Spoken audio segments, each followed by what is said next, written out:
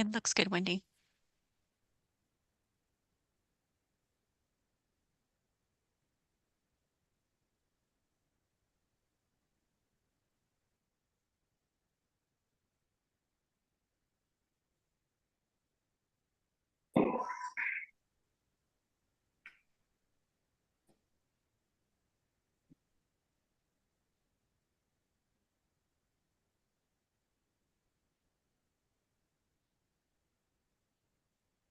Okay. Are we streaming, Angela? Yes, we are Okay, streaming. awesome. Okay, let me start the recording.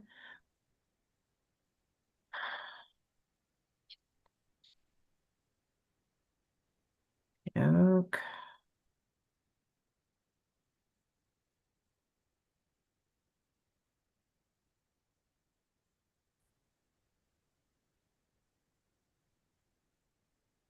About a minute before we get started. Yeah.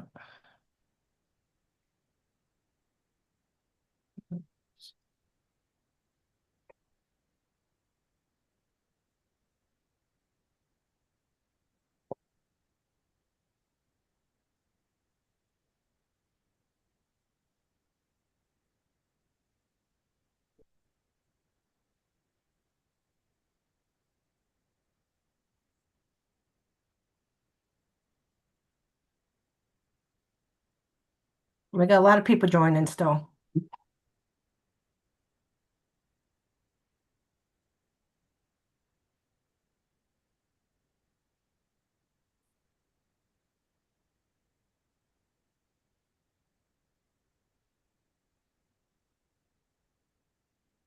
It is Friday, June 6th, 2025, at 10 a.m. and this meeting of the Arizona Oil and Gas Conservation Commission is called to order.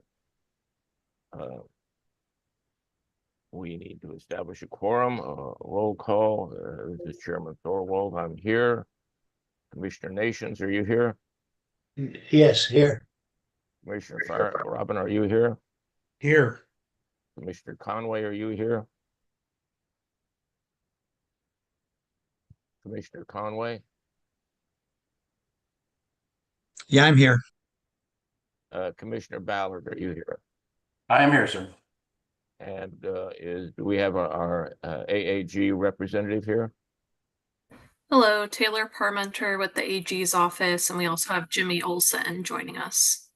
Fantastic. And we have David Haig with us from the Land Commissioner's office as well. Yeah, I'm here. Fantastic. Our regular administrator is, we have a quorum. So is there any conflicts of interest? Hearing none, we will move forward. Our administrator today is out, and we have our acting administrator, Robin Thomas. Robin, would you proceed? Thank you, Chairman Thorwald. Commissioners, good morning. My name is Robin Thomas. I am a senior engineer with the Waste Programs Division within the Arizona Department of Environmental Quality. Happy to be sitting in for Administrator Samantha Roberts today. Just a few items on our side of the agenda, starting with 2A Desert Mountain Energy. First of all, we had been communicating with Mr. Hayes of Desert Mountain Energy regarding a confidentiality request, but I think ultimately that would need to be discussed with the commissioners. But I think that ultimately was not submitted, and there was some discussion about the rules about confidentiality. But we had put that on the agenda kind of preemptively. But I think we have no real item there to bring before the commission. I'm just going to ask Wendy if she believes I've conveyed that properly or would have anything to add there. No, that's correct. Okay, thank you. And the second thing was we had asked Mr. Hayes at Chairman Thorwald's request as well to discuss a little bit about Desert Mountain Energy's hydrogen project. And I'm wondering if, Wendy, are you seeing that Mr. Hayes has joined us this morning? Mr. Hayes from Desert Mountain Energy, are you on the line? No, James is not on here. I am Robert Rolfing. I'm the chairman and the CEO for Desert Mountain Energy, and I am online today. Okay. Okay, then I guess Robin, that's who we can have speak, I suppose. Okay, well, Mr. Rolfing, I think Mr. Hayes was going to talk a little bit about the hydrogen project. I'm wondering if you would like to do that for us? And that is what I'm here for. Thank you. Awesome, welcome. So what we're looking at, basically, we had hypothesized a decade and a half ago that we should be able to find hydrogen in connection with helium. The biggest problem with hydrogen in most areas is you have a sulfur content, so you get into H2S gas, and you get into an entirely different style of completion and cements that have to be used if you're in an H2S environment. So early on, we had delineated what we felt were the properties that were the least likely to have that H2S component, where it would just be hydrogen, just clean. And what we had found in 4 wells thus far was that we had hydrogen without any sulfur, and judging and some of the tests that were run by the university had suggested that it was a very young hydrogen, because hydrogen has a half-life of 12.683 years.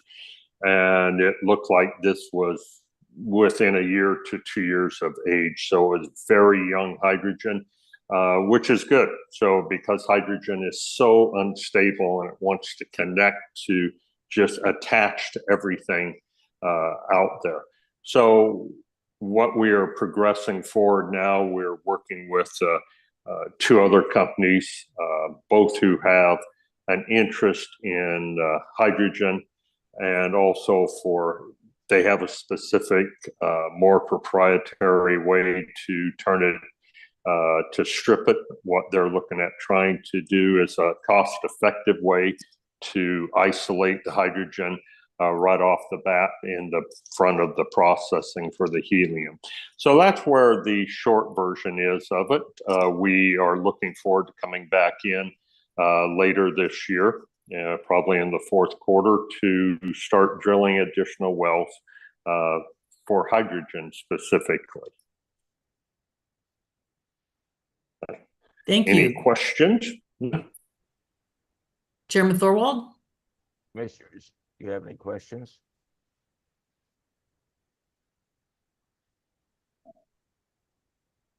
It appears we have no questions. Robert, thank you very much for your presentation. This is Appreciate it. Commissioner Nations. I do have a question. Go ahead, Commissioner Nation. I've been reading about hydrogen. Is the hydrogen that you're attempting to segregate, it's not primary hydrogen? It's coming from a breakdown of other molecules, other attached elements? What we found in 2 different specific scenarios was that where it is, some of the hydrogen is being generated at crustal and coming up. And we also have proven up my hypothesis where we found there is sufficient uranium, thorium, and lithium in place to where it is in a deposited area and is currently generating hydrogen, helium-3, and helium-4. Okay, thank you. You're welcome. Any other fine questions? Yeah, I've got, it's kind of a variation on that, but are you looking ultimately at the young helium as being sourced from the mantle or lower crust, or is it completely other processes higher in the crust? It's kind of rephrasing Dale's question a bit, I think. What we have found, Commissioner, is where it's both in crustal and it's being formed in depositions above the granite. Okay. this is Chairman Thorwald. By the way, please announce yourself so it's easier clearer for the record. Mr. Ralphing, your helium-3 and 4, do you expect to find that in any usable quantities? To the elevated levels that we've seen, it's higher than what is the background, and that is our work with the DOD, and I'm not quite at total liberty to discuss all of that where we are at with the DOD, but it would have to be the helium-3 and the helium mix would be sent to Savannah River Nuclear Processing Facility in Georgia, and the United States government would be the sole purchaser of it, as we are under a congressional edict that they're the only ones in the United States that can purchase and process it. Thank you. This is Commissioner Nations again. I have one more question. Go ahead, Commissioner. Robert, do you have, are there examples of wells actually producing primary helium? I think I've read about them, but I don't have any factual information.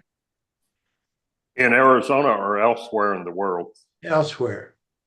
Elsewhere in the world, basically, it's just in Mali. There's one well that had been drilled 2.5 decades ago, and it still is producing. Other than that, there have been more recently in Norway. There's a couple findings, and in France, there are some hydrogen discovered. They're currently delineating the field and exactly what the reserves are. Other than for actual production of it, the only production was in Mali.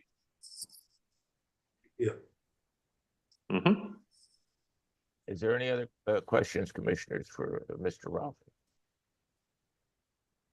Thank you, Mr. Ralphing, for your presentation. We appreciate it very much. Thank you, Mr. Chairman. I appreciate the opportunity.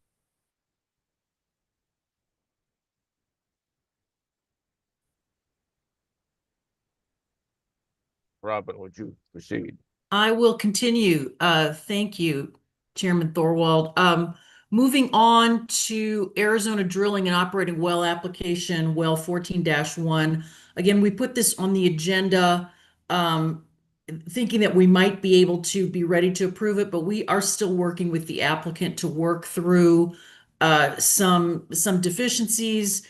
But we do expect that in the near future, Arizona Drilling and Operating will have multiple wells that will be available for consideration by the commissioners. So unfortunately, we are not ready with that one yet. Any questions about Arizona Drilling and Operating before I move forward? Okay. I do not have any update on either rules, legislation, or budget, but I will go to the last item there and ask Wendy to speak about the work on the files update. Thank you, Robin. This is Wendy Flood with oil and gas with ADQ. I am currently working on going through the files and making sure that we have them, not only keeping them current with all the work that the commission has been doing, but as well as historical files. And so as I'm going through each files, I'm also working with the operators of said files to kind of contrast and compare and make sure that they are complete and up to date, finding any missing items. As a side note, I just got notified within the last day or two that the updates that we had talked a little bit about a couple meetings ago with the web page and how the files are presented on the web page and how it's uploaded and getting out of the HTML system for the filing for our web page, that is moving forward, and hopefully within the next month or two we'll have that updated as well to make it a little bit more user friendly and be able to update the files in a more efficient fashion. I have a meeting actually in the next week talking about the next steps. So that is moving forward, and just wanted to update the commissioners on the progress. Thank you, Wendy. Mr. Chairman, unless there are any questions about these items, I'm ready to move forward to turn this over to Tina LePage and let her talk about oil and gas, pardon me, the Orphan Well Program update. Commissioner, do you have any further questions? Hearing none, proceed. Okay. All right. Good morning, Chairman Thorwald and Commissioners. This is Tina LePage with ADEQ.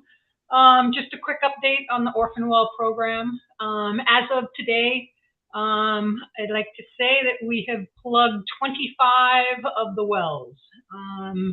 We've got quite a few more in the hopper. As you can see from the Form 9s that are on the list today, and also on our pre-approval list that we provided last month. So we have several Form 9s for approval, and I believe that they belong to Tetra Tech. And I think that Micah Spencer is on the line for any questions on these.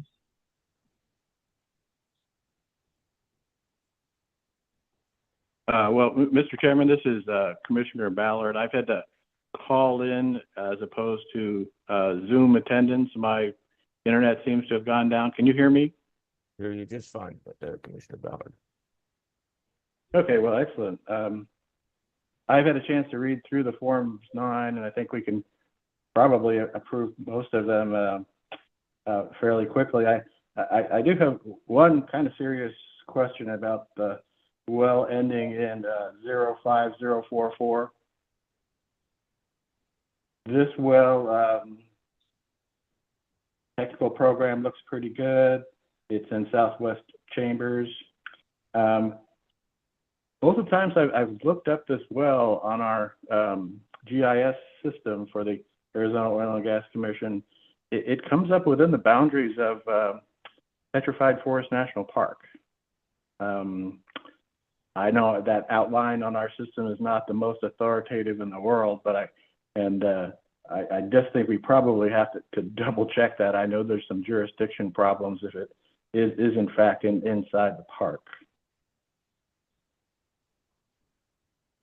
Yeah, this is Micah Spencer with Tetra Tech.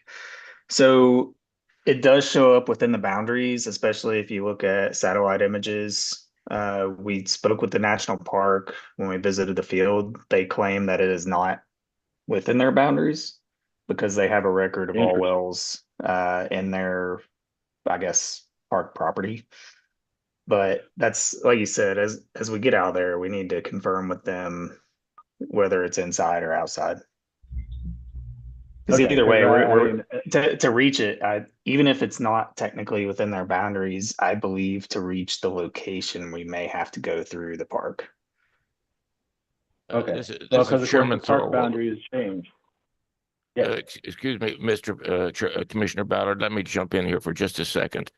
I apologize. There has been some issues with the park boundaries in the past and the commission.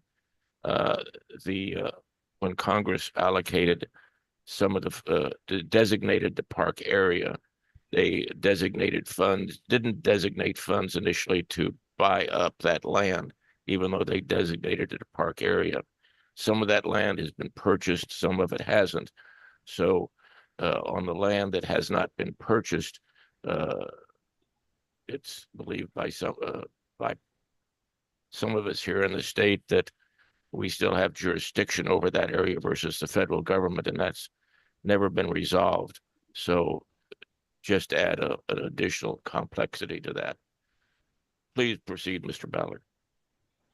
Oh, well, yeah, this is Commissioner Ballard. I appreciate that clarification. I know it's confusing that a lot of these wells were drilled before the present boundaries of the park were established. Well, as long as you're aware of it, I think it's up to you whether we should pull it off the list for approval right now or go ahead and approve it pending its clearance as a not park entity.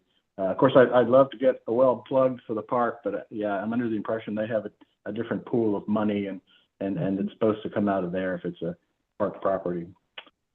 The only other point I have is very minor. Down on well 20073. This is also a well in the general area of Chambers. and this is really pretty minor issue, but this well was previously perforated in the Shinnerup. Looks like it started at about 1810.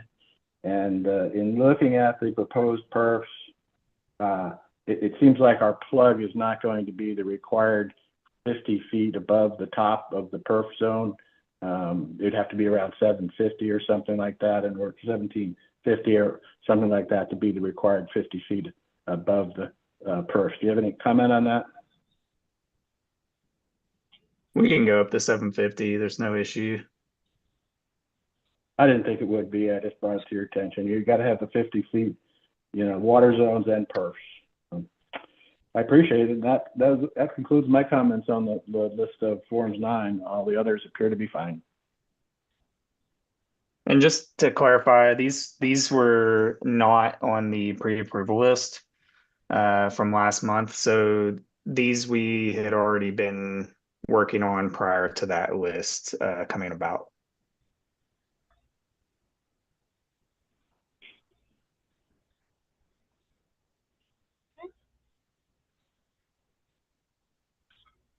Is there any other questions from the commission?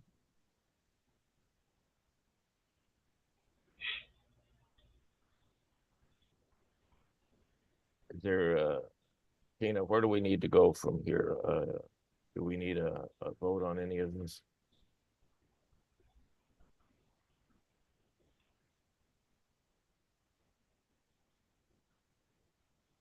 Yeah, Mr. Chairman, this is Commissioner Ballard.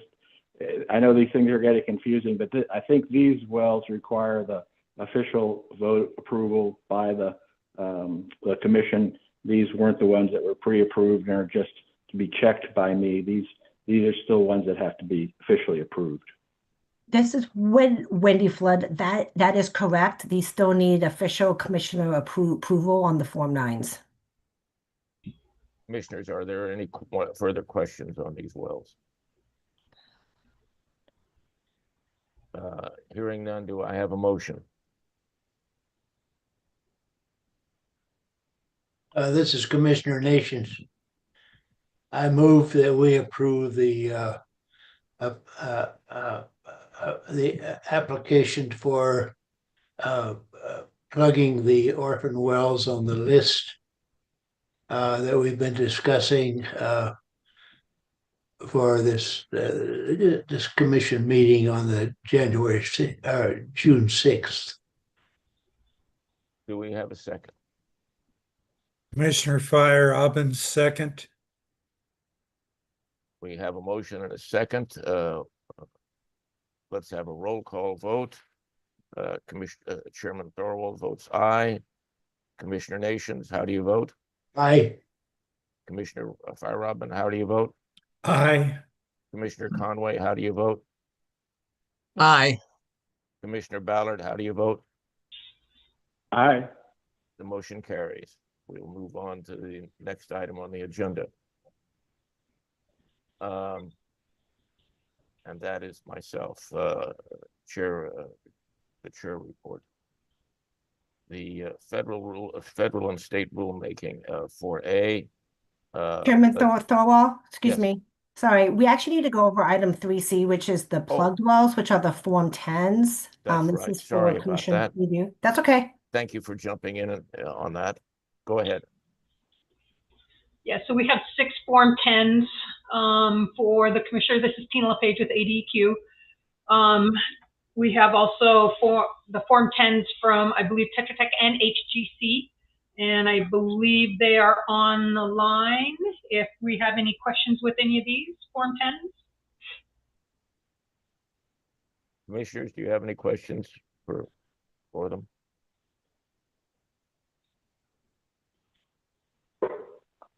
Well, Mr. Chairman, this is Commissioner Ballard. I have continued my duty to review these forms in some detail, and I really don't have any fundamental problems with these Form 10s. In fact, I would like to just point out that for well 2009, it was one of the deeper wells, and yet actually it's one of the first wells that I remember that was actually completed completely on plan. So I'd just like to put out a good word. It's surprising hard, of course, to make that happen, and I'm really glad to see it. The only item of note I have here at all is on well 05297. The summary looks fine. The write-ups looks fine. It looks like in the introduction, I know this is kind of trivial, but in the introduction to the work on that well, I believe it's referred to as a potash test. Just please double check. It doesn't look like a potash test, and I know there's a lot of cut and paste that goes on to get these, these multiple reports out. So with just a caveat that we check on that, strike it out if it's not a potash test. That would please be just fine. It's easy to tell the difference. The potash tests have to go, several hundred feet below the Coconino, and these exploratory wells, they just touch the Coconino. So that's what this one did. So I'm pretty sure it's not a potash test. But with that caveat, I would say we should approve these Form 10s. This is Commissioner Nations on this list. I went through the list, and there are 10 numbers that are not that are shown in the files have been submitted that are not on this list. I wonder why.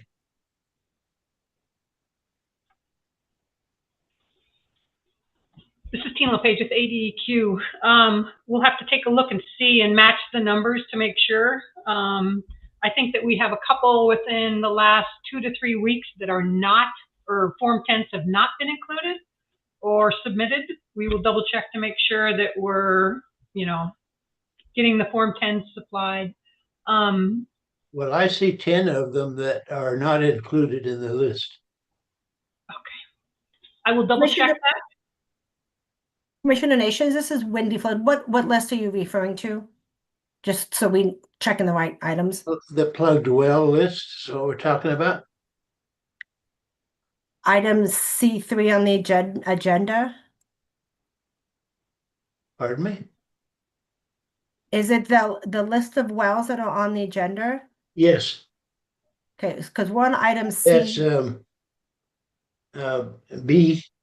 No, we're on C. Yeah, on C. Okay, I was just trying to get to it. Yeah. Yeah, it's on C. Yeah. Plugged wells, list of plugged wells. If you check those numbers on the list against the numbers, against what's presented for approval, there are 10 wells, 10 of those wells that are not in the list.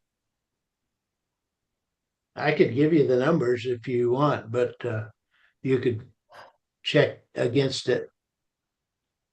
But I think we've got to resolve that before we move to approve the plugging or acceptance of the plugged wells. Of course, Okay. they've already been approved, but just the acceptance of them, of the record. Well, this is Commissioner Ballard. These are the ones that do have to be approved by the commission. There's been no pre-approval of the forms. I just the 6 that I think we should move forward on are, if you want to glance at your list, Dale, are 05028, 05000, 05058, and 2009, and 05297, and 05266. 1, 2, 3, 4, 5, 6. Those are the 6 that I have reviewed and am willing to approve. If there's others that need to be approved at a later time, I agree with you. We should not include those in this vote. Okay, but the fact that they're not on the list is not a matter of concern right now. It's only the 6 that are on the list that we would be. I believe that's true. Accepting. That is correct.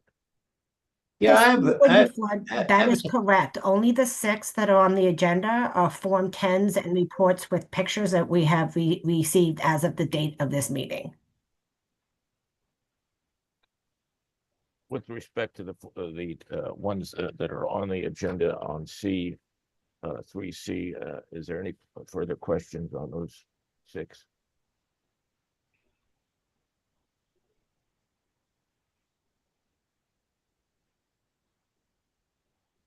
Hearing none, do we have a Well, motion? Go ahead. Pardon me, Chairman, but let's just take one of those 05044. It's not, it's shown, the form is submitted in the report that we've received, but it's not included in the list. And then there are 10 of them like that. 05044 is on the previous list that we approved on 3B. Oh, that's right. That one is. Yeah, we're only talking about 3C at this 05002. Okay, take 05002. So Commissioner Nation, we already had a vote to approve the Form 9s as Okay. submitted for plug-in abandonment, and those 2 wells you just mentioned were on that list. We've already done those Oh. items have already been approved. We have moved on to Form 10s, which are wells that have already been plugged, Okay. and they're submitting their closure and completion reports. And All there's right. only 6 of those. Okay, my error then. Okay. That's why we wanted to make sure what list you were referring to. Did you have any further questions on the Form 9s that were approved? Because if not, we're moving on to the plugged wells. I don't. We still need to Okay. take a vote. Good. Correct. Okay, do we have a motion on 3C, the plugged wells, starting with 02-005-0528 through, and that's A through F? This Well, is Mike Mr. Chairman, Conway. Go ahead. I move that we approve these. We have a second. I'll second Commissioner Nations. Okay, we have a motion and a second. We'll do a roll call. This is Chairman Thorwald. I vote aye. Vice Chair Nations, how do you vote? Aye. Council member, Commissioner, excuse me. Fire Robin, how do you vote? Aye. Commissioner Conway, how do you vote? Aye. Commissioner Ballard, how do you vote? Aye. Motion carries. The plug wells are approved. If I haven't missed anything else, we'll move on to 4. And I'll go to 4A. Discussion and update on state and federal rulemaking and legislation.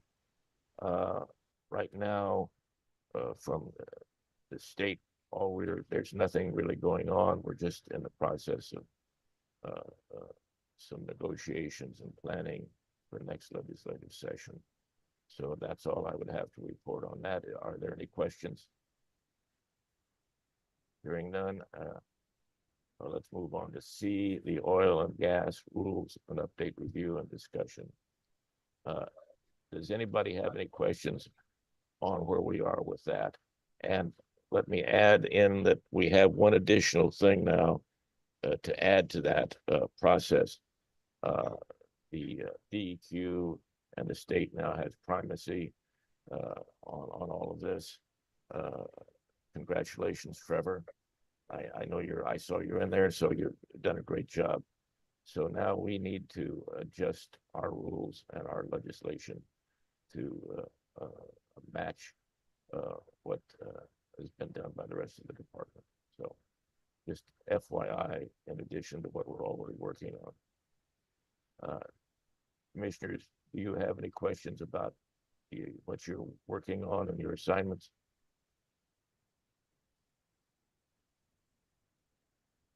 Any other discussions on the planning on how we're going to move forward with these rule updates? Hearing none, I will move on to C on the agenda. Our EPA representative, who is going to be talking about produced water.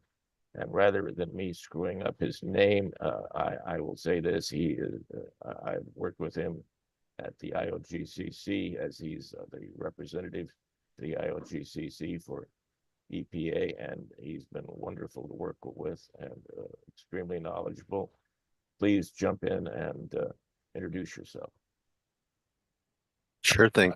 And thank you, Chairman Thorwald. I appreciate the invite for being here. And commissioners, again, it's a pleasure. Thank you for having me. So, as Chairman Thorwald mentioned, my name is Tamor Sheikh. I am the Senior Policy Advisor on Energy for EPA Region 6. I also happen to be the liaison for AZOGCC, and generally have oil and gas as well as produced water, and a couple of other items in my portfolio for the agency.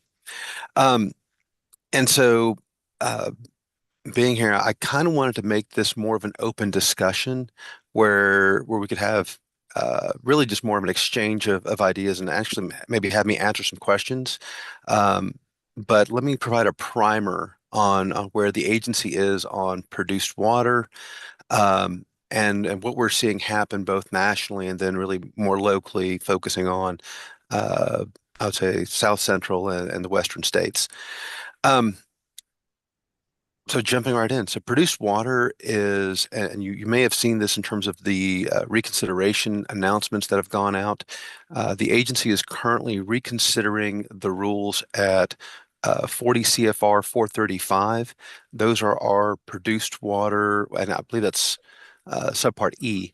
Those are produced water rules that include the language that states that produced water surface discharge has to be of good enough quality for a couple of given purposes. One in particular would be an ag and wildlife use. That particular rule is being reconsidered, and we're looking at really multiple aspects of where that's going to go. Um, as you may be aware, lots of states are experiencing drought, and the idea of water reuse and finding other sources for water that could be used to offset potable water is very much front and center. So um, I would say that's kind of the backdrop to this story. The other piece of information there is when it comes to oil and gas waste disposal, so produced water disposal, we have seen continued,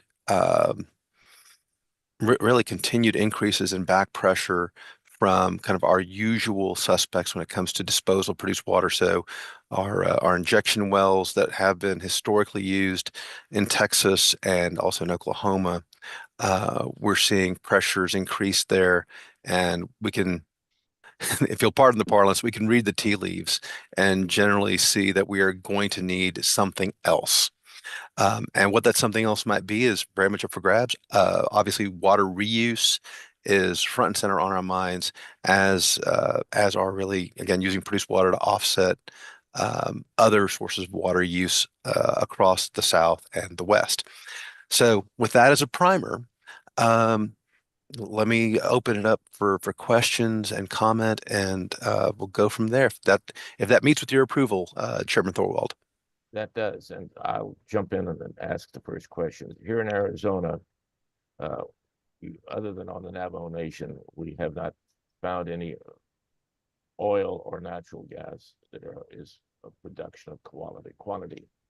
What we do have is helium and CO2, and we have in our helium wells, the only thing we've had is inert gases. We don't even have any hydrocarbons. Now, we do have helium, lots of helium in our CO2 as well. And of course, that's a different story there. So part of the questions have been being able to take that produced water from those wells and re-injecting it back into the same formation or a different formation here in Arizona, which right now we have to go through a special approval process or exemptions for that. What is happening in the rest of the nation with regard to that? Fantastic question. So for existing disposal wells, we're really not seeing that. There's not much pressure for change there. However, it sounds based on what you're describing, um, that that your reinjection wells, off the top of my head, um, may be a somewhat slightly different animal, and because of that, uh, there may be some opportunities there when it comes to reinjection, but also um, given your description of that produced water not having hydrocarbons associated, um, I would postulate it might be worth looking at the quality of that produced water and considering, really considering all the options, because you've got a situation. It sounds like you have a situation where you may have a relatively, well, and I'll use air quotes if you'll if you'll allow me, but a relatively clean uh, brine or a clean produced water that can be uh, easily treated that could have alternative uses. And I don't mean to jump ahead, but that's the lack of hydrocarbons in some ways actually might provide a benefit here. But I don't want to get too far off the beaten path. Is that where exactly are y'all, I guess, thinking and trending at this point? Well, our water right now is has brine. It's about equivalent to the ocean.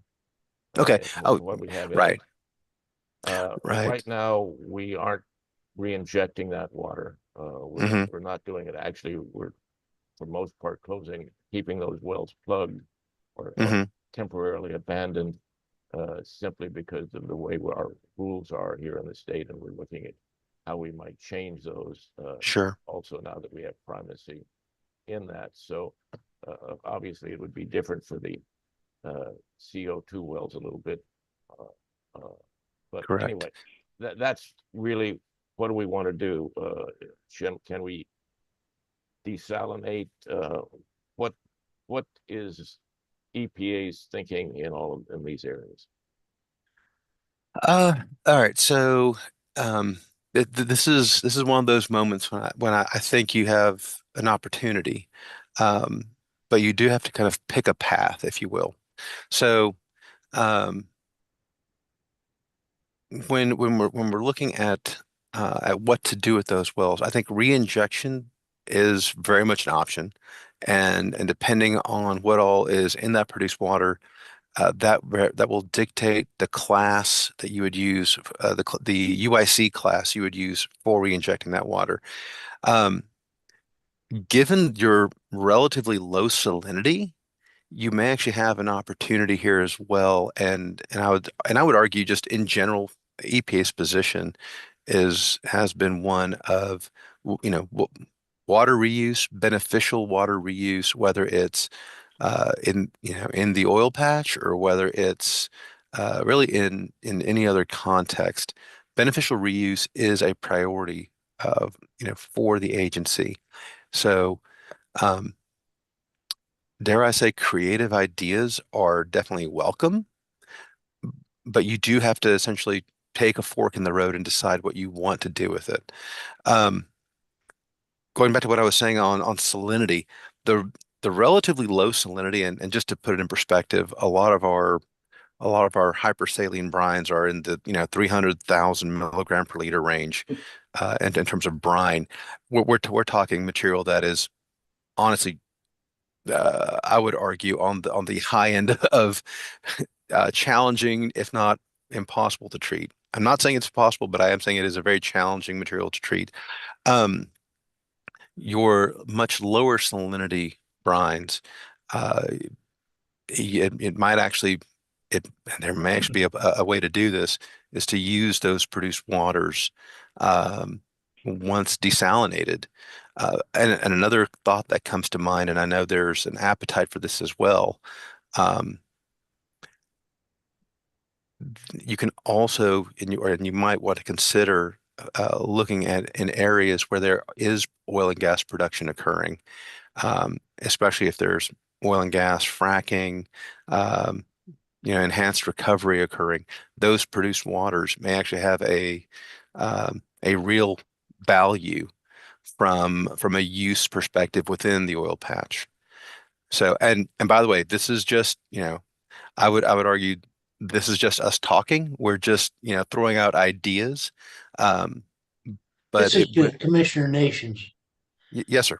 Well, no, I don't mean to interrupt, but I'm not sure if you are familiar with the production of here in Arizona, the heliums coming out actually out of freshwater aquifers.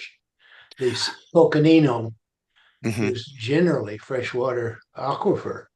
Now, if we produce that same helium from the Mississippian or Devonian rocks at greater depth, then you'd have the higher salinities. I'm sure you're aware of all this, but I just wanted to elaborate on that point. Right. No, I definitely appreciate it. And so that's kind of what I should say. The thought I'm dancing around is it sounds to me like that produced water is very much a resource that y'all have available to you. And maybe the recommendation that I would make to the commission would be to consider what some of those options are and strike a path forward. And what I can tell you, at least from the agency perspective, and again, I'm not Region 8, so that would be some. I'm sorry, y'all are in Arizona, right? Region 9. Y'all are Region 9. I apologize. That's okay. We're all over the place. Um, Sorry, but you would have to obviously have some discussions with Region 9, depending on what your choice of path forward would be. I can say wholeheartedly, whether it's reuse um, or offsetting drinking water or protecting drinking water volumes. Um, that is very much a priority, and I think you would get a warm reception for anything that falls in that category of um, water reuse and protecting potable water moving forward. Do you have a category for coal bed methane, water produced with coal bed methane, that which is tremendous volumes involved there? Mhm. Right. So coal bed methane. So our underground injection control well classes. Uh, if you're producing coal bed methane, that water for disposal would have to go to a class 2 well, which is our waste associated with oil and gas production. Um, but again, I kind of want to take a moment and just emphasize, you know, th- That's highly variable depending on the exactly, source. right, If you've exactly, and got that's why Montana coal bed methane, the water would be better than if you produce it from northwest New Mexico. right, Even though exactly you're right. dealing with Cretaceous rocks Right. in both cases. Right. And that's exactly right, which is why I hesitate to say one size fits all, because I do realize that, and I want to emphasize this point, the quality of that produced water is vitally important. And so, um, really what your options are in terms of produced water from helium production in the state of Arizona, uh, it sounds like you have far more options than, let's say, some of our friends where I currently am. I'm in Dallas. For our friends are doing in the Permian, um, our options are somewhat limited, and that's again dictated by the quality of that produced water. And so we have a lot of reuse within the oil patch here because that's honestly probably the best use of that of that resource. Well, Frank brought up the Navajo Nation. Hmm. Of course, that's something that as potential there would be coal bed methane production from the remaining coal deposits. Right. It's not being done yet, but that's one Hmm. thing that certainly should be considered in the future. Absolutely. I would say, uh, one kind of thought to keep in the back of your minds in general is produced water in terms of value. Normally, it's seen as a waste product. However, based on the quality of your produced water, it might change the way you view it. Instead of seeing it as a resource and actually have uh, have a positive dollar amount associated with it on a per barrel basis. Yeah, some could be Right. usable for stock use or Hmm. And rather than human consumption. right. And along with that, so our current effluent limit guidelines and 40 CFR 435 get to that, ag and wildlife use west of the 90th meridian, which y'all are well past west of the 90th meridian. So that is very much also an option as you have the use case for that material. One of the other things that we have, a lot of these wells are out in the middle of nowhere, ranch land, cattle, that type of thing. Not a lot of agriculture. We've talked about the piping of it, the re-injection of it into the same formation or another formation. And we've talked about the use of that along with CO2 in greenhouses that could be built in the area. Let's take one for a moment. If we did, it would do desalinization. It would take piping to get to the cities, and the cost might outweigh the value. On the other hand, if we did the re-injection of that produced water that's only has the inert gases in it with no hydrocarbons, what would be the issues that you would see or problems with just re-injecting that into the same formation or a different formation? I would actually expect minimal issues from, so from a regulatory perspective, I would expect minimal issues. Now, depending on what you're or what you're injecting into, that may be more of the technical hurdle you have to get over. But from a regulatory perspective, injecting a relatively, and again, I'll use the air quotes, so please don't quote me on it, but a relatively clean brine, or in this case, a seawater level. I mean, that is pretty clean from a dissolved solid standpoint from my perspective. As I was saying, I would expect minimal hurdles there. I will say, just thinking it through for that use case, re-injection, obviously there's a dollar amount associated with that disposal process. If and so that is something you have to weigh, whether or not you want to spend the money to re-inject, or whether you want to spend the capital outlay to construct a means of treatment and transport. And it's these are interesting times. I know there is a lot of interest in critical minerals, critical mineral production. One thought that also comes to mind, and I can tell you what we're seeing in some of the other states. Critical mineral in situ mining has become a very real process, and I will point to whether it's for radionuclides, in particular uranium, in situ. So Lithium. in situ mining of uranium is happening in Texas. Lithium is being in situ mined in the Smackover Formation in Arkansas, amongst other places. But I would argue the Smackover is probably your, dare I say, the poster child at this point for that type of production. So not knowing what all you might have available to you in your produced water, I would also recommend, take a close look and see if there's not a use case there as well. The in situ mining portion of that portfolio is actually can be very lucrative depending on what ions you happen to have available in your produced water. We've looked at the lithium content in the past, and it's very low. It was not one that would be effective in production. We do have. And Chairman, if you don't mind, do you happen to remember what that concentration was? I do not. Okay. I would have to go back and look. The reason I ask is because I know for the Smackover, 10 part per million is proving viable. So that's really low.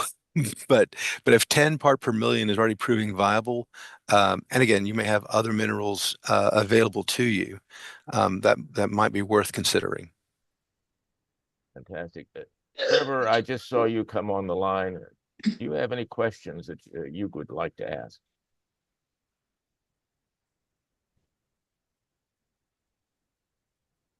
Recorded. Chairman, this is Trevor Majori, the Director of the Water Quality Division, DEQ. I'm just here to listen, no questions. Okay. Going back to that, would you see any issues in re-injecting that into the same formation that water just came out of? On its face, no. And again, besides, obviously, you have to have, excuse me. On its face, no. I think, obviously you want to make sure that you're following, kind of all the correct permitting processes that go along with, again, underground injection control. And speaking of, I'm sure y'all's water division is very much up to speed on what needs to happen there in terms of permitting. And again, some of it may also be or will be dictated by the formation itself. But no, on face value, re-injecting into the formation that you pulled it out of with no other context, I don't see that being problematic technically. And again, as long as we're steering well within the lines of the UIC program, my initial gut reaction is that should be entirely doable. And I do need to say real quick, I don't have any experience with Arizona's current rules, so I'm going to apologize ahead of time if I'm speaking out of turn, but I'm just saying from a top level perspective, I would not have much heartburn with that particular ask. We, as I think we just got primacy in all categories. Yes. Does the EPA have any cost numbers on what it takes to do the pipelines or the production from produced water? What the production rate needs to be to make that viable? So EPA itself doesn't. However, because a lot of those are industry numbers. Now we have pulled some of those for rulemakings. Your best source of information along those lines, I would really steer you towards both, excuse me, both industry as well as FEMSA and FERC, depending on where you are and what you're trying to do in terms of pipelines. That's really going to be, I would say, the first step in where you ask. Having said that, and I can tell you from experience, the produced water pipelines in and around, I would say the Midland portion of the Permian Basin are, again, impressive, but also I know a lot of capital went into developing that network for disposal purposes. So what that bottom number has to be to make that viable, I would not want to speculate. Commissioners, I've been taking up all the time here asking questions. What questions would you like to ask our guests?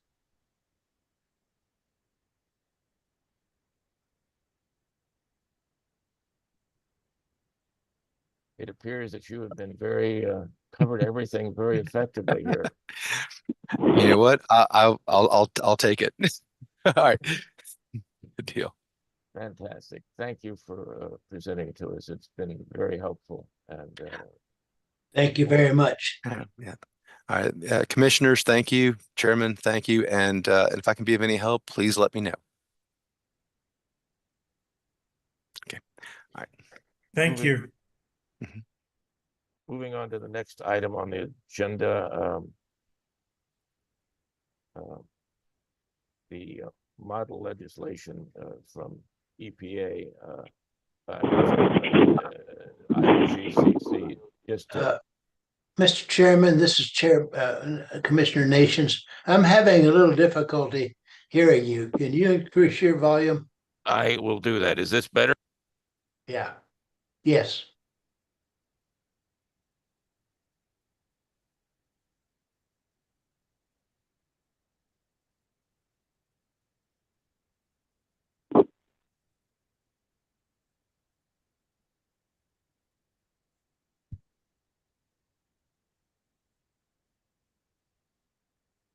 Chairman Thorwald, I think we did lose your audio a second after you picked up your microphone. There we go. Is that better? Now we There got you it. go. The IOGCC did not finalize this as they'd originally planned at the meeting last month.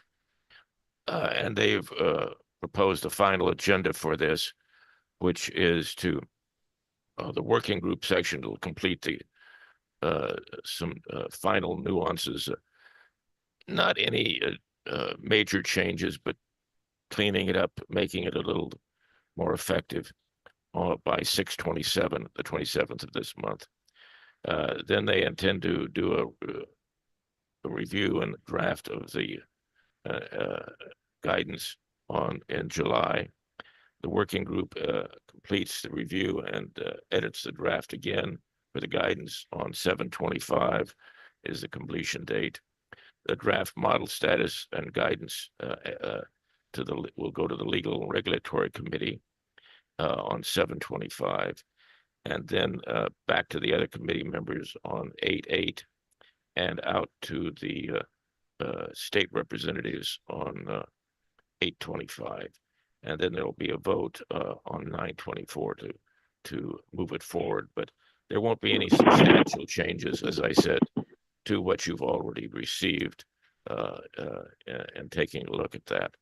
So that is the update on that. Is there any questions on that portion of it?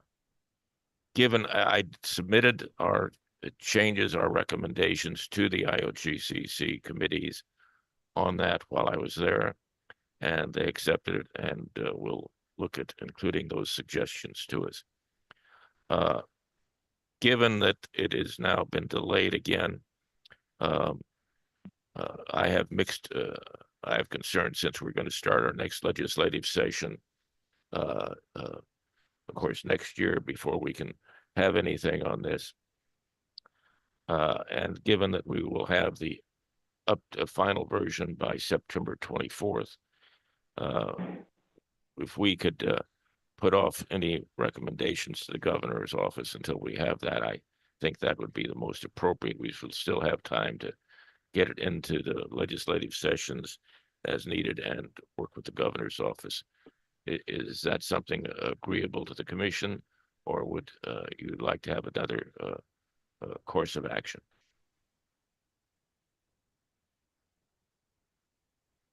I was satisfied with it as we submitted. Okay. Thank you, Commissioner Nations, Vice Chair Nations. Anybody else? Any other commissioners? Well, this is Commissioner Ballard, Mr. Chairman. Go right ahead. And I just want to say, I think we were hoping that the process would start a little earlier, considering how complicated it may be to introduce so many new concepts to the legislature, especially, of course, if any further delays. I don't know if there's any way we might be able to start early, so to speak, without maybe that absolute final version, because I'm sure that's going to get changed anyway. That's just my thought. Well, there isn't going to be no substantial changes to the existing version that you all have right now. So we could certainly get started in discussing that. The governor's office has a copy of that now. Maybe in general terms, we should make a recommendation to either proceed with this or not proceed with this to the governor's office. How does the commissioners feel about that? at this time?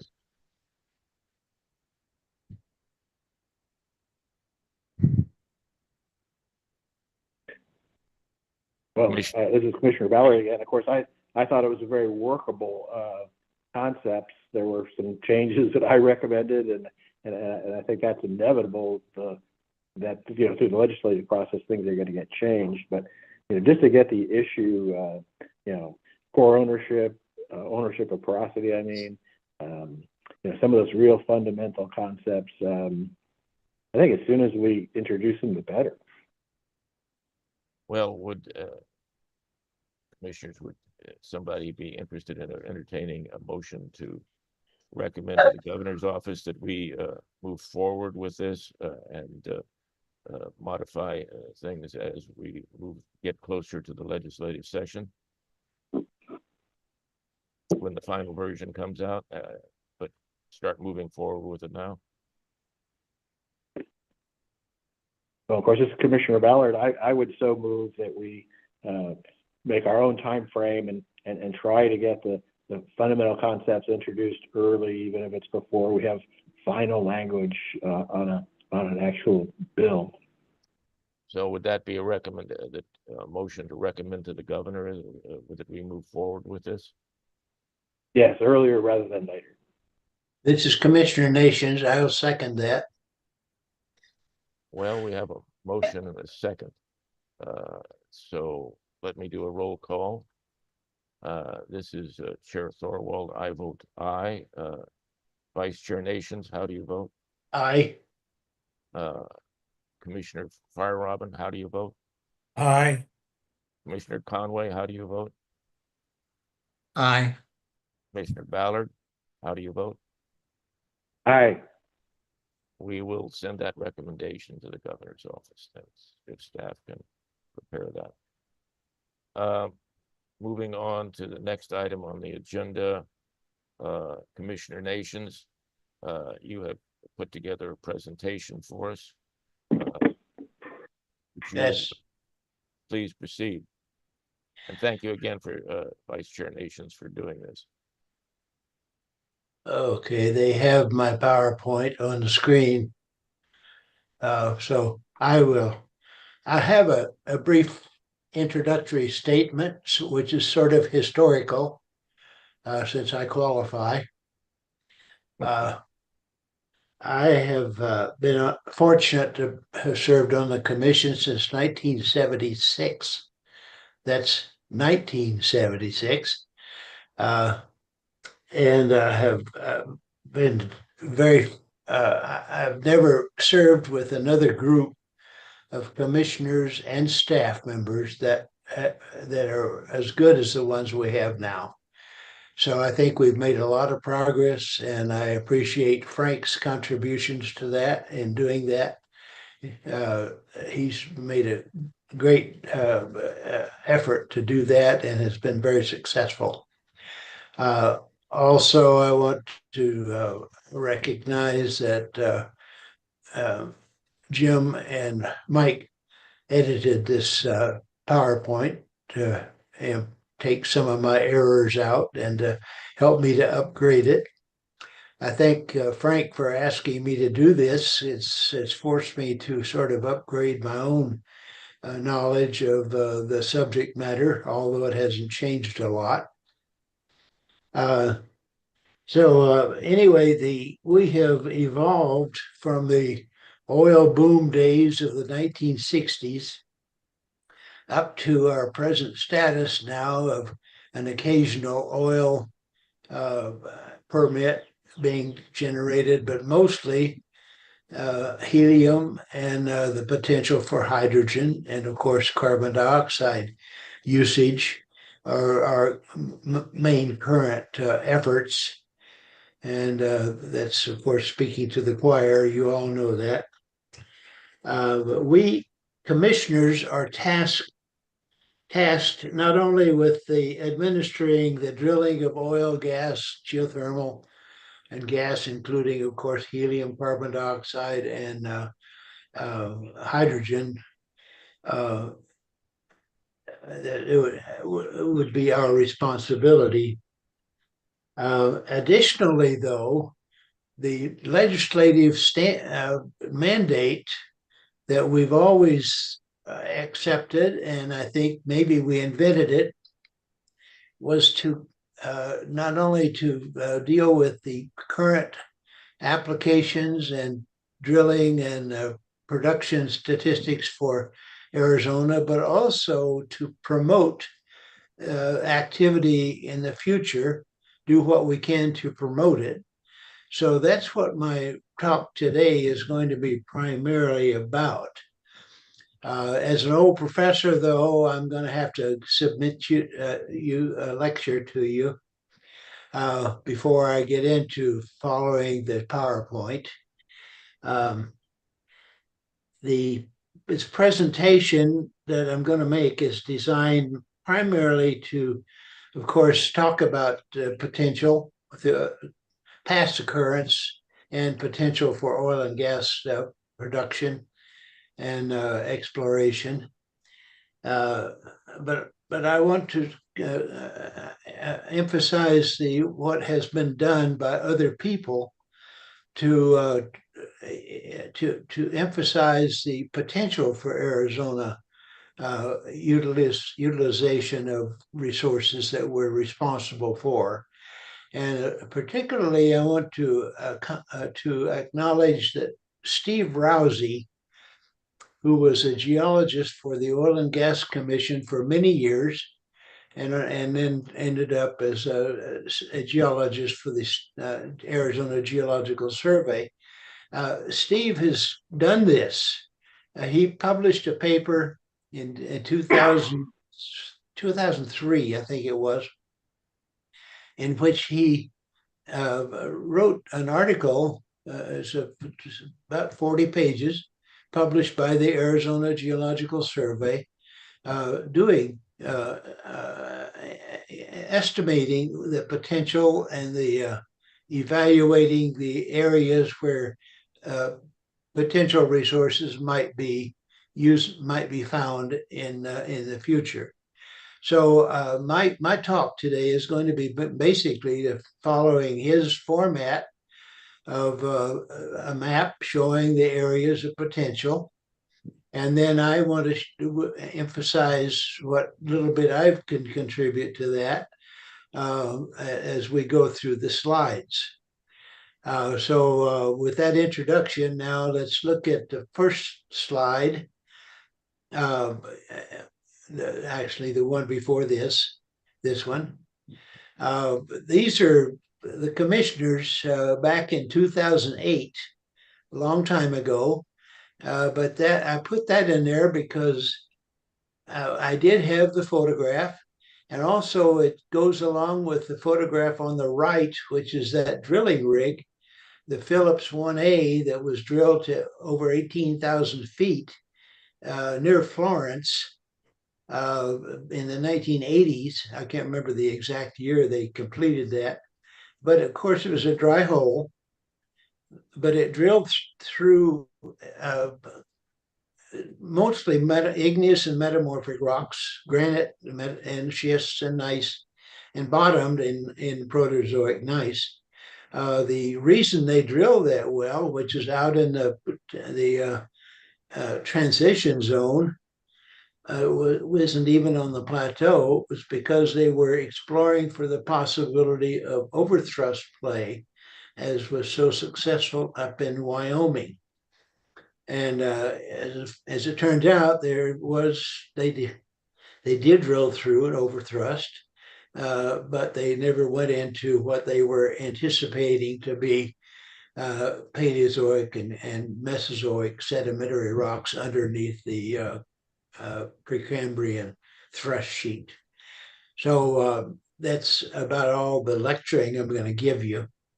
You probably more than you wanted. But this slide shows some of the commissioners, and Mr. Bilby is the one that's all dressed up there. He served for many years on the Oil and Gas Commission, and I can claim to have beaten his record by serving more years than that, but I still don't want to get dressed up for it. Uh, the that little statement on the left, down in the lower left, is cumulative production for the state of Arizona. All the records that have accumulated throughout ever since they first discovered discovered helium, really, back in 1951, I think it was. And then all the oil and gas successful drilling and production has been, basically has happened in 1960s. Unfortunately, we haven't done much better than that. So let's go to the next slide. But just to keep in mind where we are, what Arizona is, are a couple of slides that show the segregation of the geologic framework of the state into the Colorado Plateau Province, the Transition Zone, and the Basin and Range Province. These both have different geologic histories, which I won't go into, but the result was that the plateau is pretty much flat-lying sedimentary rocks of Paleozoic age, capped by a thick section of Mesozoic rocks, with culminating in a Cretaceous. The transition zone is a mountainous region, as you know, where the rocks are Precambrian and metamorphic igneous Precambrian rocks. And then the Basin and Range, of course, developed much later in geologic time in the Mesozoic, with the extensional tectonics tearing the crust apart, breaking it up into mountain ranges and intervening valleys that got filled with sediments. So that's just something to keep in mind. Next slide, please. This is a geologic map published by the Arizona Geological Survey and the USGS. And this was very generally, it shows the ages of the rocks across Arizona, with the blue and green showing the Paleozoic and Mesozoic exposures on the plateau. Basin and Range shows the yellowish to the south, which is Cenozoic valley fill sediments, mostly between Precambrian bedrock mountain ranges. And the transition zone is the Paleozoic, well, Cenozoic rocks have been stripped away, well, everything down to the Cambrian. It's all stripped away by erosion.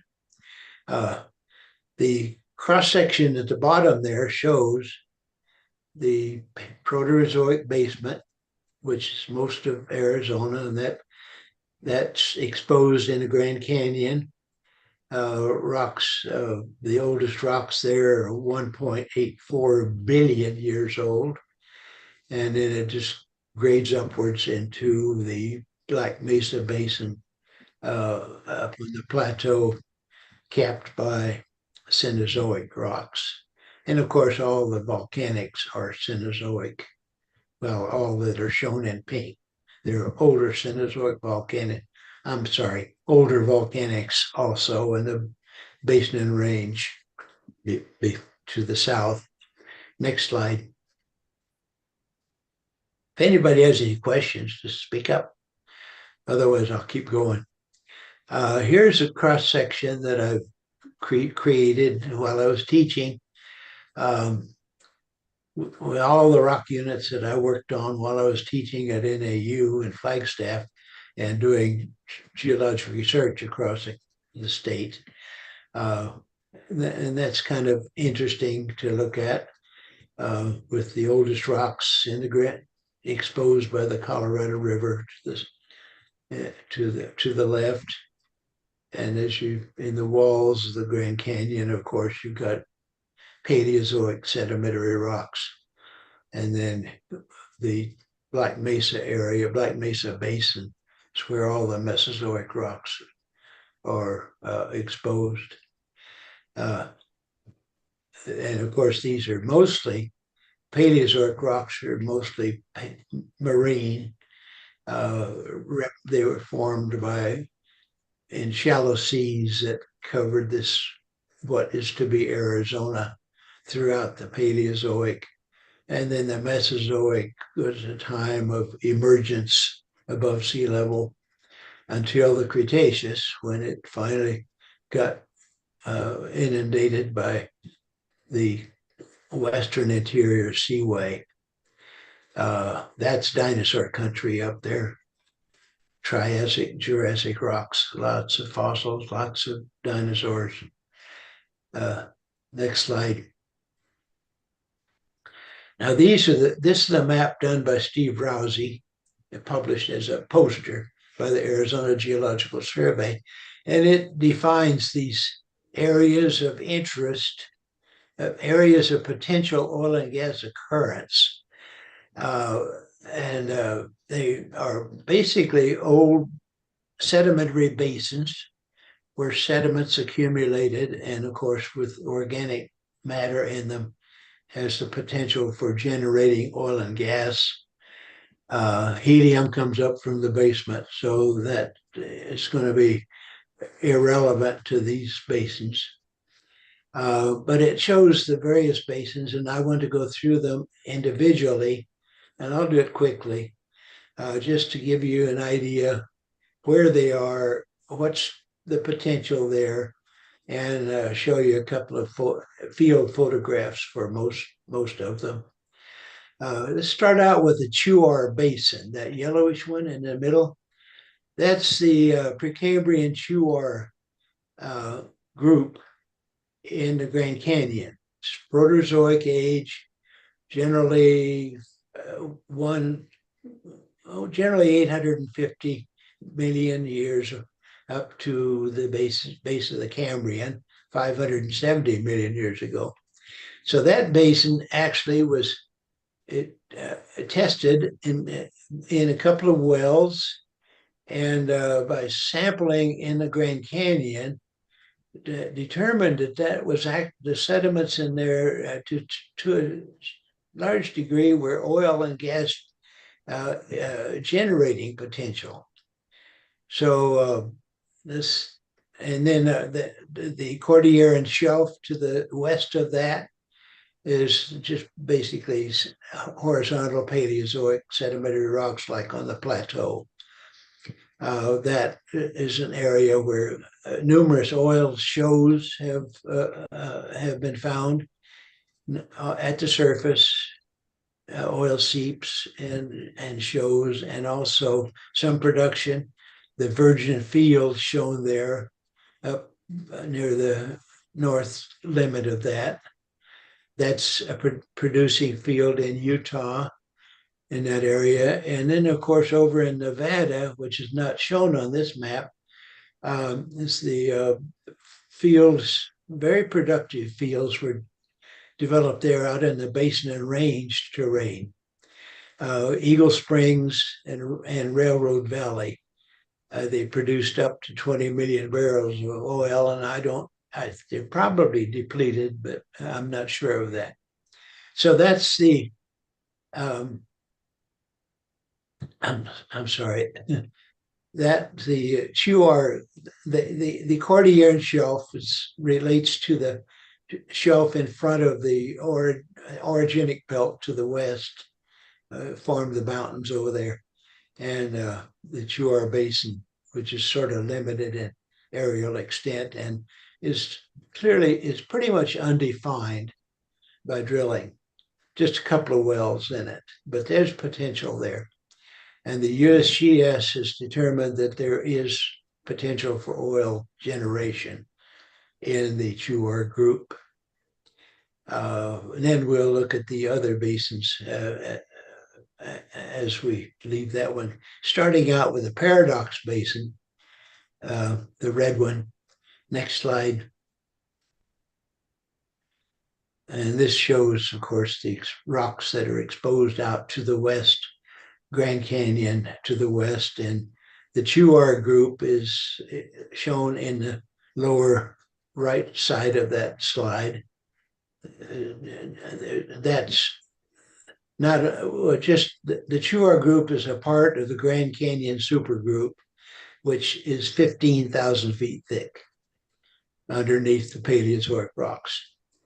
And it's, of course, eroded across the top. You can see that angular unconformity over to the left, where the down below that there. That's the Chuar group, the Grand Canyon supergroup. Chuar groups to the right, and then overlain by all of the horizontally stratified Paleozoic rocks off to the north rim and off west across the Cordian Shelf. Most of the rock units that you see on subsurface of the Colorado Plateau would be these rock units right here. Next slide. Paradox Basin is the only place where we actually have oil and gas production in the state of Arizona, and most of it's depleted. But the fields that were found and developed are shown on the little map to the right, and there are 13 of them. Those are all part of the Paradox Basin, which is mostly up in Utah and Colorado. Very productive oil production up there in the Aneth Field. To the left is a table showing the names of the fields, and the little vertical lines show they simulate wells, and it shows where the production is in the Hermosa group, Paleozoic age rocks, and the Leadville, which is Mississippian. So you can see that not all those Paleozoic rocks in Arizona produced oil, but those are the ones that did. And then there's limited production from the Devonian, from the East Boundary Butte field there, the Walker Creek field is where that, and the Tohatchee Wash produced from the Devonian. And of course, those little symbols indicate that the wells were plugged and abandoned. The starry symbols indicate gas wells, and if it's a starry symbol with a line around, half line around it, that's helium. And the the Denibakea field off to the left, there, that one, that's the main field that we have in Arizona, and it's shown in the map to the right. That was the main field. It produced 19 million barrels of oil, and is still producing limited amounts. But that was primarily a helium discovery when it was drilled. Its own structure up on the Defiance uplift. Next slide. These are the rock units that actually produce the reservoirs. Just put the picture in there so you can see what rocks look like. These days, there aren't too many geologists that can look at rocks. They have to be more technically oriented, not old-fashioned like me. Next slide. The best field is actually a strange one. This is the Denibakea field. It's up on the which mountain range is it? Up on the Navajo Nation, almost to the Four Corners. That produced 19 million barrels of oil from the Pennsylvanian, but the actual reservoir in it was an igneous sill. So it's a strange field, but the igneous sill fractured, much like it functioned much like a carbonate reservoir, is what I've read. Next slide. And now this, courtesy of Jim Ballard. Jim has published a really nice paper, which he presented to the commission a few weeks ago, a study of the helium. And this is his percentages that he reported from sample analyses in the Four Corners area, and it shows percentages. And you can see most of northern Arizona, production is 4 to 6%. As much as up to 8%, and that's very high percentage of helium worldwide. Most helium is produced from oil streams, getting maybe 1% helium out. So it's a valuable resource. Now, all of this is on the Navajo reservation. Navajo and other reservations over in New Mexico. Commissioner Nations, this is Member Thorwald. Did the Navajo Nation use any enhanced recovery on those fields? Yes, they're producing from fields over in New Mexico. Well, no, I meant have they used any enhanced recovery, like injecting? Oh no, I don't think so. Okay. Not well. All of these fields have been water flooded. They've done something to all of them to get, to enhance the production. Most of them are depleted, but there's still potential for helium in many of them, and also possibly getting more oil and gas out of some of these old fields by water flooding or carbon dioxide flooding. So that's something that's always attempted. Next slide. Jim may want to contribute to this, or Mike, and feel free to do so, especially if I make an incorrect statement. Let's look at Black Mesa Basin, the orange one. That's my bailiwick. I did my 31 years of teaching up there out of Flagstaff, and did research on Black Mesa Basin. This is an area where it's a laramide basin, structural basin, in which are preserved Cretaceous rocks.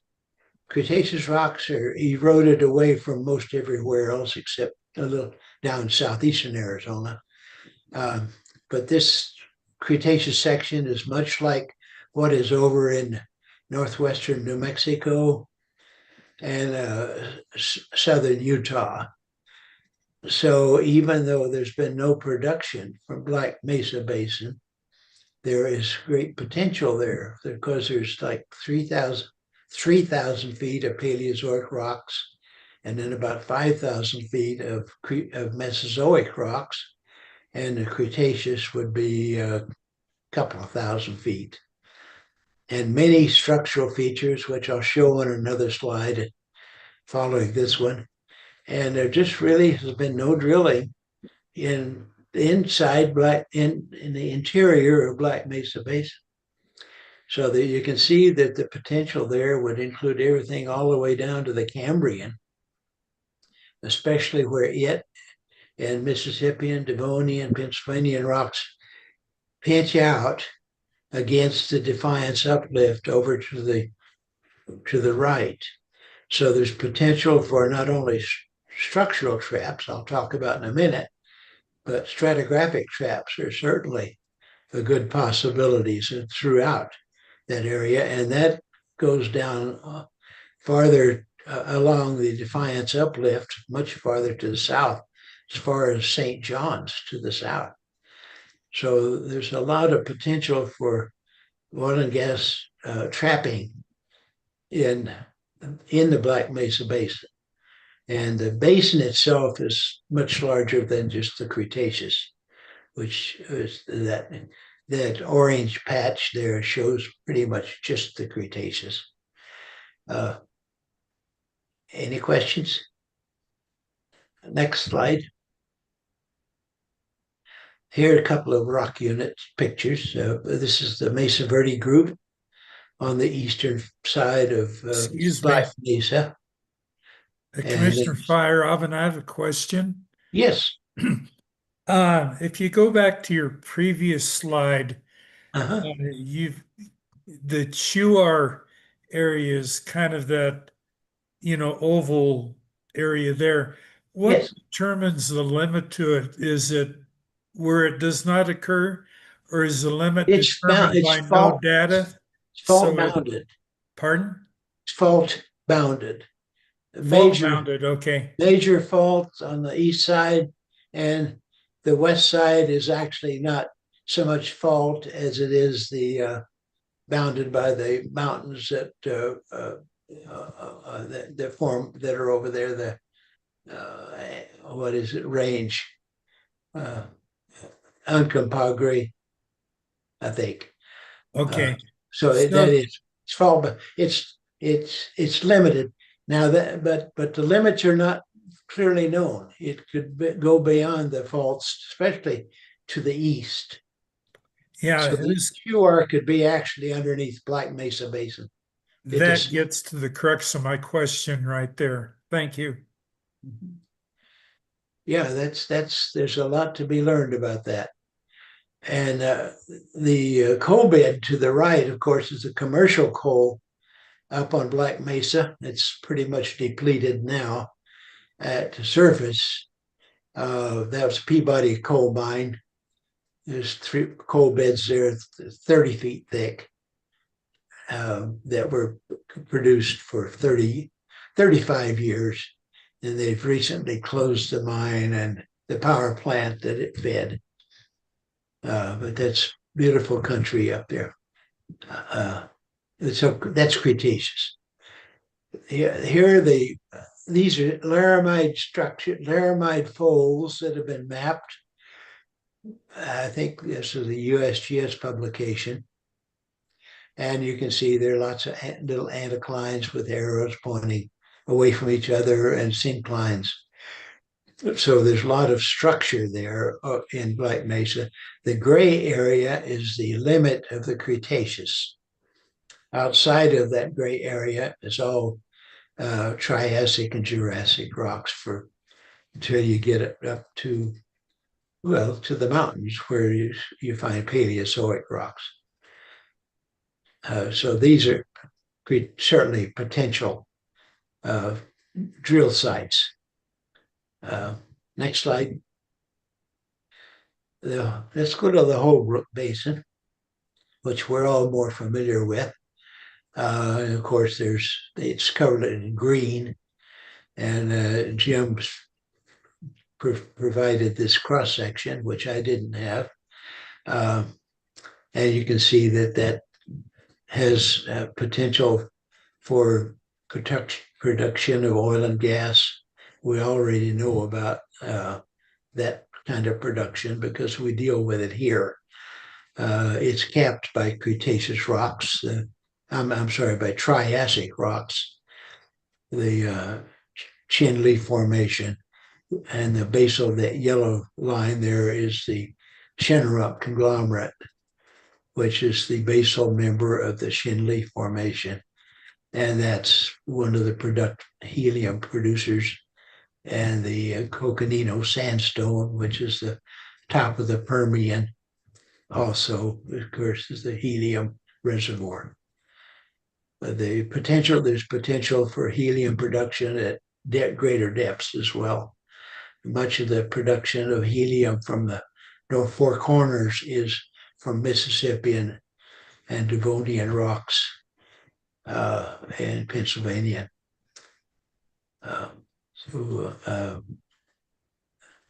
And of course, that shows the helium around Penadome on that little map. Next slide. I hope I'm not running too long.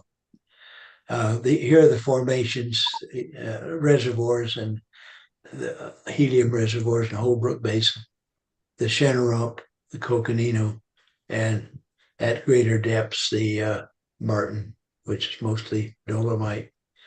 Next slide. Another map from Jim, the percent and gas samples in the Holbrook Basin. And you can see it's up to 4% on those contours. Thanks, Jim, for that. Next slide. Pedregosa Basin, southeastern Arizona. You can see it down there. It's the one that's in blue, overlapped by the orange. It overlaps the Bisbee Basin, which I'll cover next. That's Paleozoic rocks there, and there's lots of shows and then drill stem tests showing recoveries of oil in rocks in the Pedregosa Basin. And I always think of that as a gateway to the Permian Basin of Texas, because it's got the same stratigraphic units. I think there's a lot more potential for oil and gas production down there than we have realized. There's been very little drilling and lots of exposures in the surface shows of oil. The Bisbee Basin, I'll just go ahead to that one. That's Cretaceous. Well, it goes from the basin itself, has everything from Cambrian through Cretaceous. Go to the next slide. The other way. Oh, I'm sorry. I forgot this. This map shows wells that have been drilled in the Pedregosa Basin that have oil and gas recoveries, not only in Arizona, but over in southwest New Mexico as well. So the potential is obviously there. Next slide. There, I just put that table in there to show that there actually was gas and oil recovered on those wells. Those are all very closely spaced down there. Next slide. This is within the Bisbee Basin. There's a cross section that I wish I had time to redraft, which I never will do. But it shows the Cretaceous rocks across much of the southeastern Arizona, and that the Whetstone Mountains up to in that photograph they show the Cretaceous limestone capping much of that. The rest of the formation, the rest of the pictures in the Merida Formation. Next slide. This is a reef in the it's down by Bisbee. That's kind of reef development that produces oil down in the lower Cretaceous of Mexico and over in Texas. So this reef is exposed, of course. It's actually a cement plant. It may be gone by now, but it would be in the subsurface in the adjacent basins. This is all in the basin and range terrain. So the crust is all broken up with mountain ranges and valleys, sediment-filled valleys in between.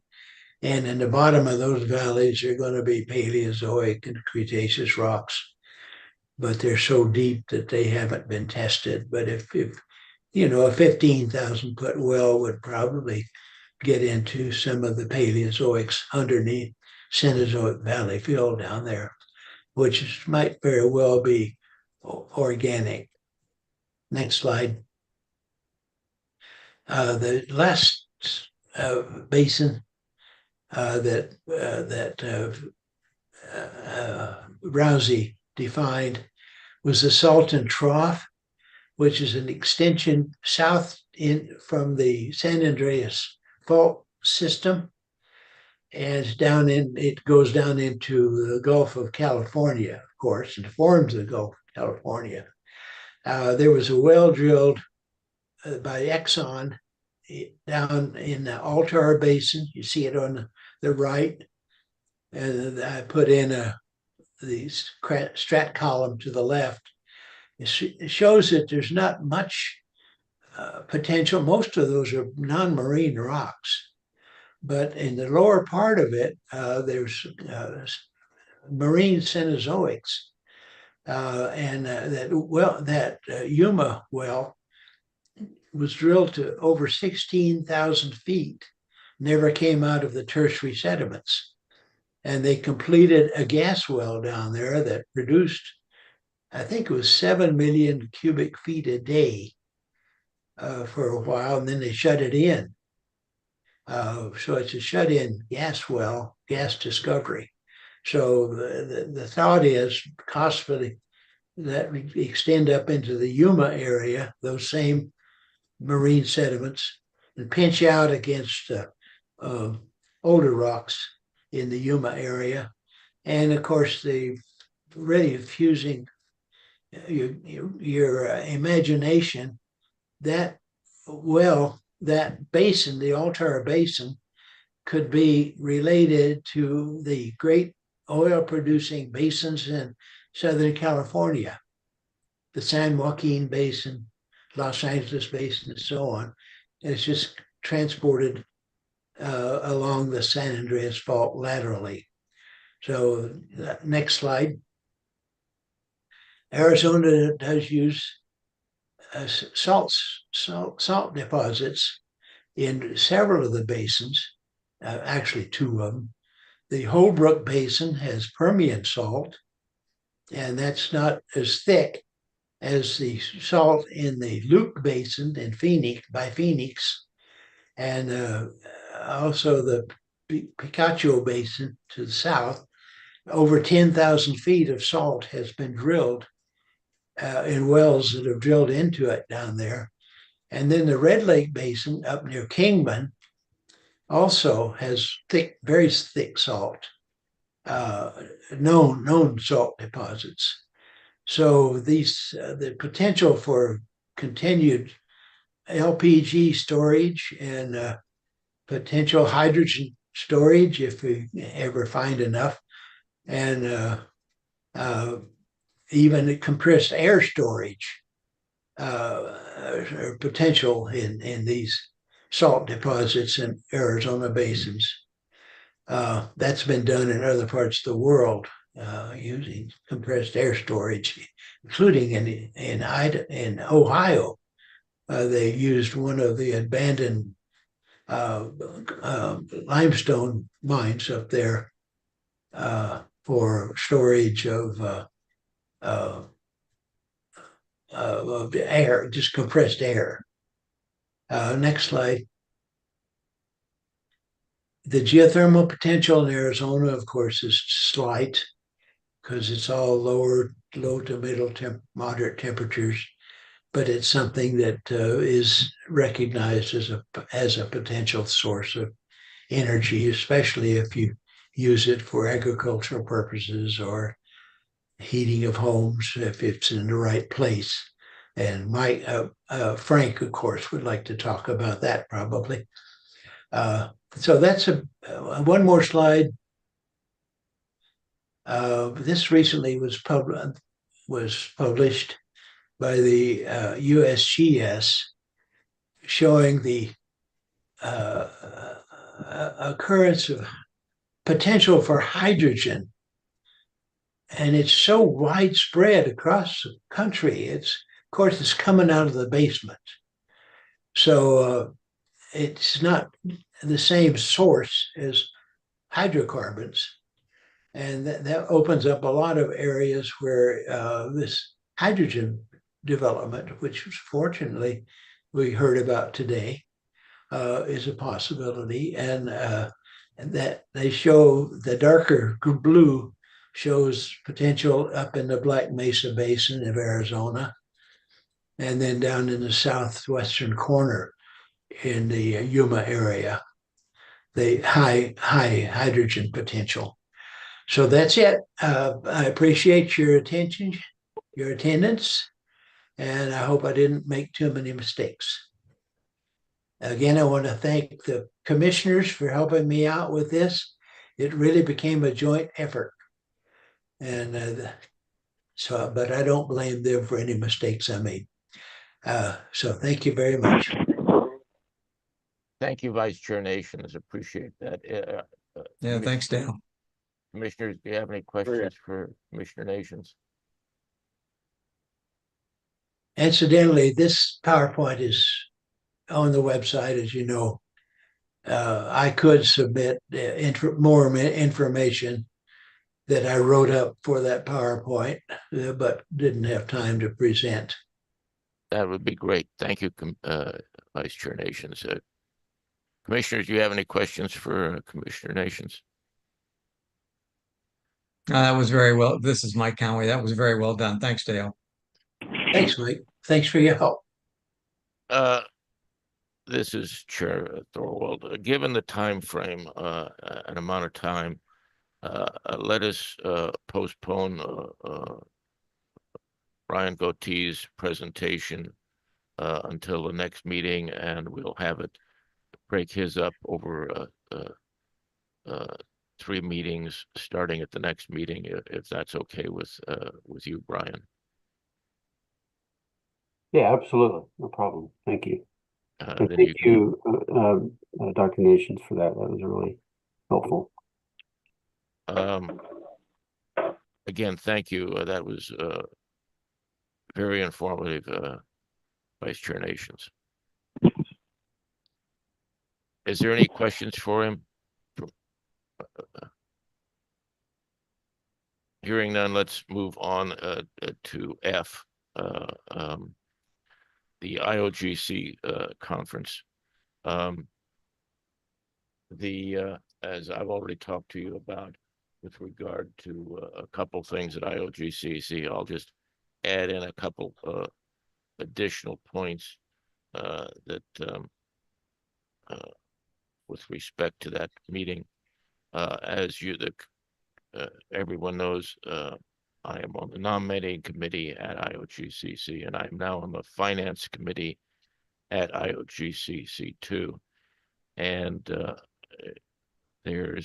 I put my name in for the Legal and Regulatory Affairs Commission and the Outreach Commission at IOGCC. So I will keep you informed on that. What I will do is, given the time frame, I will prepare just a note to give out to all the commissioners on what transpired at the last meeting. Nothing really more significant than what I've already talked about, but I'll give you a little more detail on that. I would ask Wendy Flood to talk a few moments about the meeting, because she was there for the training portion of it, and I'd like to get her input on what she thought of the training. Yes, thank you, Chairman Thorwald. I attended the inspectors forum, which was before the official IOGCC meeting. It's a great collaborative forum of all the different states with their inspectors and some of their managers and some of their staff, and it's a lot of information sharing.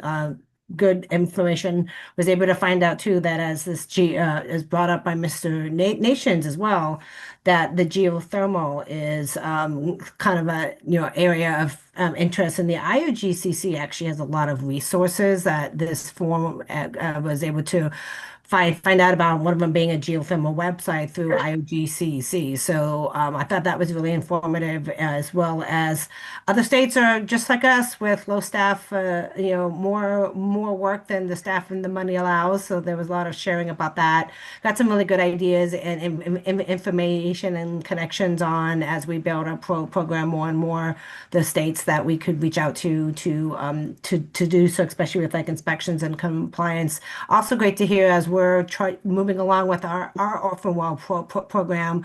We are babies compared to some of these other states who have done thousands of wells, but it's just great to hear all the work that is being done and throughout the entire country.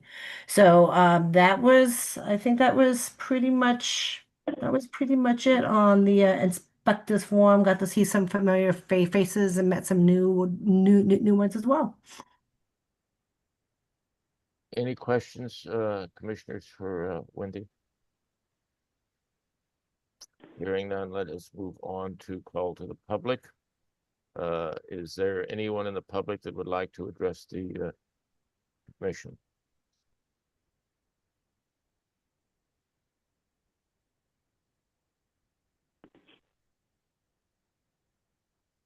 We'll give it a moment.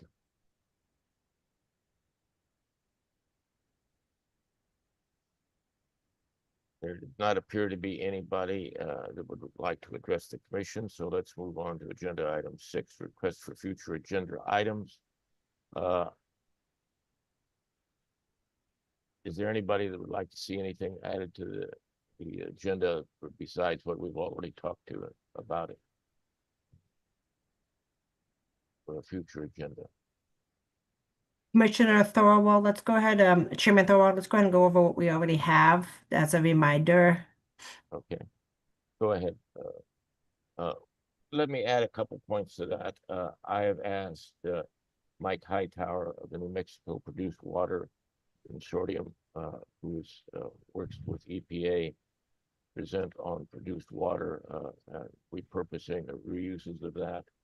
Chairman Thorwald, your sound is going soft again. There you go. That's much better. Can you repeat? You said Mike Hightower, is that correct? Yes, he is the director of the New Mexico Produced Water Consortium, which represents studies for EPA and other states. And I've asked him to present on the uses of and problems that may exist with the repurposing of water from water being produced from wells at the next meeting, or at one after that if he cannot do that. I've also asked Jim Wisher, who is well known in his works, to talk about geothermal potential, which Commissioner Vice Chair Nations mentioned earlier at our next meeting as well, and he's agreed to do that. And then, of course, we will have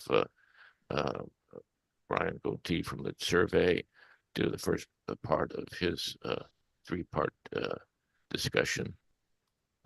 So that's what I have. What else do we have on our next meeting agendas? Those were the items. This is Wendy Flood. Those are the items that I had, as well as I know we will be having some more Form 9s and Form 10s from our orphan well group that will be up for the next meeting. Commissioners, I want to thank you all for that presentation today. Do any of you have anything that you would like to have on the agenda for our next meeting?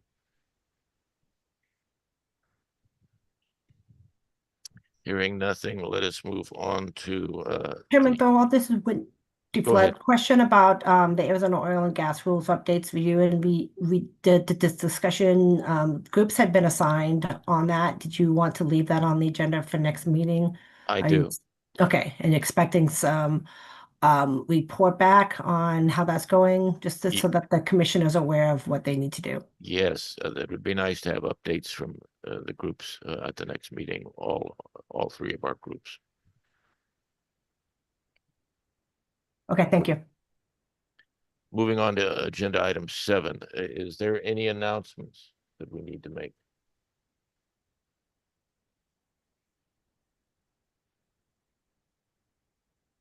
Hearing none, let us move on to agenda item 8, adjournment. It is now 11:57, and this meeting of the Arizona Oil and Gas Conservation Commission is concluded. Thank you, everyone. I appreciate you being here today. Have a great day. Thank you all. Thank you.